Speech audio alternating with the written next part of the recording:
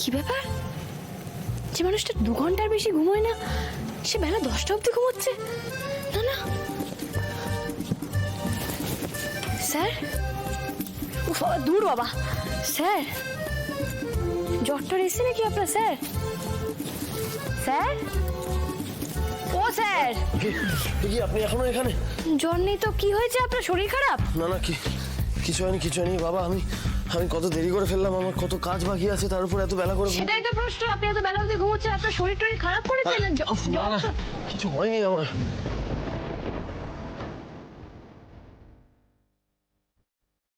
এইভাবে তাকিয়ে আছেন কেন আমার দিকে? আমি কেউ নই, আমার কাজটাই সব। কিন্তু এইভাবে তাকিয়ে থাকলে যে সব গুলিয়ে যাচ্ছে, মনে হচ্ছে আমিও ইম্পর্টেন্ট।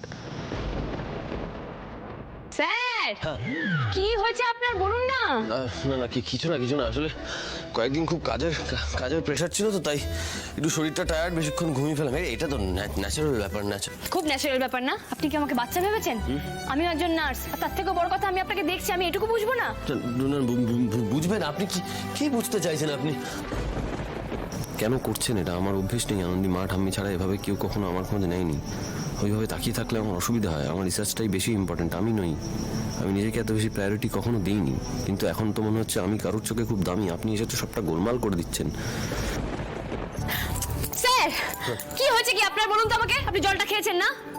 না জলটা খাইনি। আর জল কেন খাবো আনন্দী? আমি খুব টায়ার্ড আসলে, কয়েকদিন ধরে এই কাজগুলো চলছে তো, তাই একটু বেশিক্ষণ ঘুমিয়ে। এটা তো ন্যাচারাল আনন্দী, ন্যাচারাল বিষয়, তাই না? খুব ন্যাচারাল বিষয়। আমি বাচ্চা, আপনি আমাকে চেনাচ্ছেন, আমি জানি না আপনাকে, আপনি কেমন? কি আশ্চর্য! আমি সেটা বলছি না, আপনি ব্যাপারটা বোঝার চেষ্টা করছেন না কেন?